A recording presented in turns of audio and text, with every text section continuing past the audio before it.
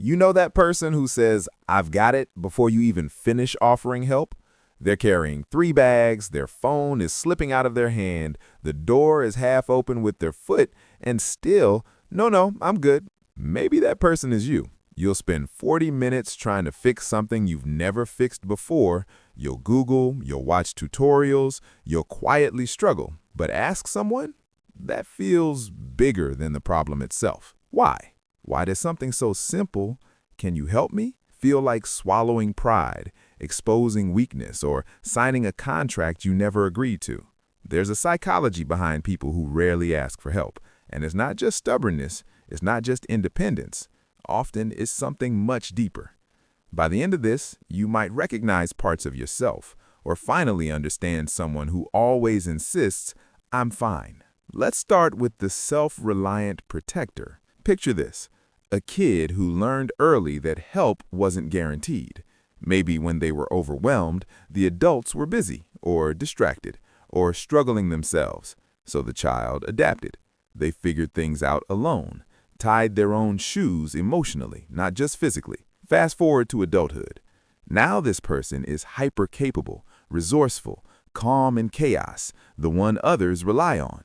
They're the fixer, the problem solver, the "don't worry, I'll handle it" friend. But here's the quiet truth. Asking for help doesn't feel neutral to them. It feels unsafe. Because somewhere deep down, there's a belief, if I need too much, I might be a burden. Or worse, if I depend on someone, they might not show up.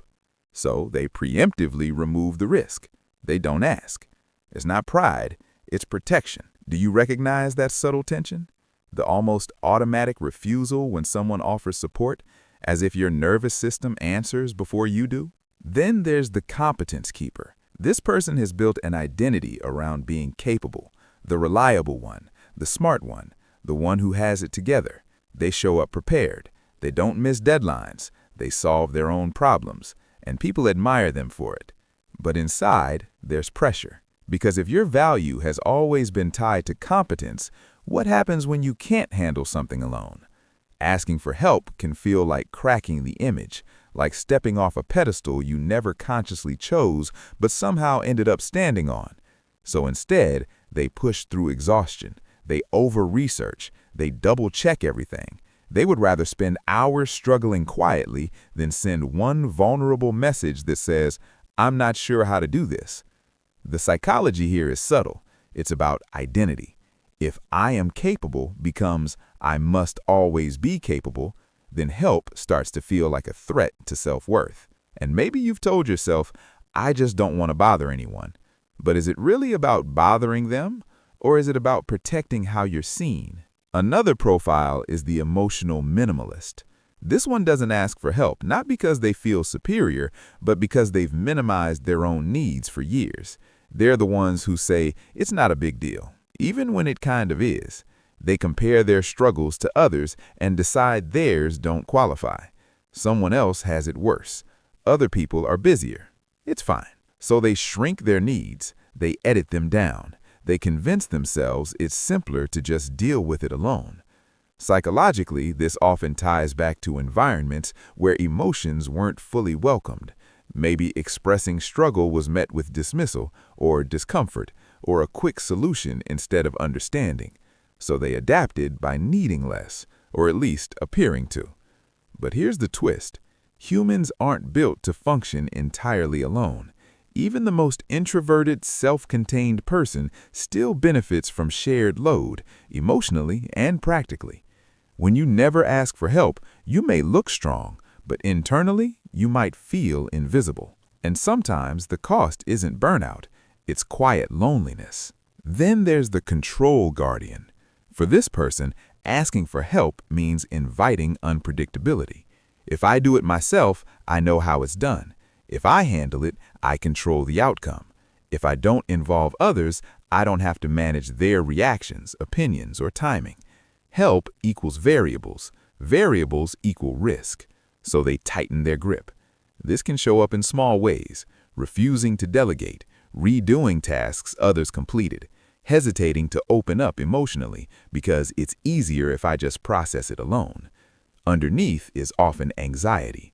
Not dramatic, visible anxiety, but a steady hum of what if this goes wrong? When you've learned that safety comes from control, asking for help can feel like stepping into uncertainty, and uncertainty feels dangerous. But here's the irony. Not asking for help can actually increase stress. You carry more. You stretch thinner. You become the only pillar holding up your own world. And pillars crack quietly. But here's something important. People who rarely ask for help are often deeply helpful themselves. They show up. They listen. They support. They're generous with advice, time, and emotional labor. Because giving feels powerful. It feels safe. It reinforces identity. It creates connection without vulnerability. Receiving is different. Receiving requires exposure. It requires admitting a gap, a need, a limit. And if you're not used to that, it can feel almost physically uncomfortable. You might even deflect compliments, downplay struggles, change the subject when someone asks how you're really doing. Not because you're cold, but because letting someone in feels unfamiliar. So what's the deeper psychology tying all this together? For many people who rarely ask for help, the core belief sounds something like, I am safer when I handle things myself. That belief might have been true once. It might have protected you. It might have made you strong. But the adult version of you lives in a different landscape.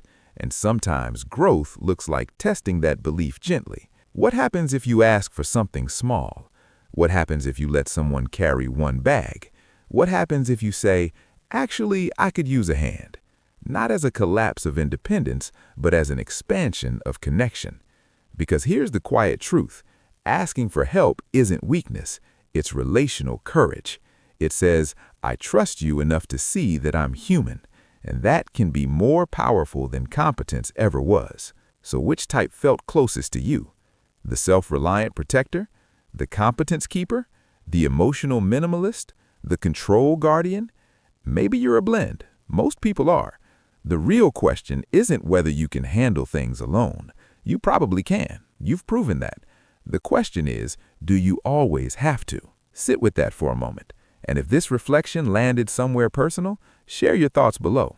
I read them, quietly, thoughtfully. Maybe you'll see yourself in someone else's words and realize you were never as alone in this as you thought. And if you want more explorations like this, about the quiet patterns we carry and the inner lives we rarely explain, stay close. There's always more beneath the surface.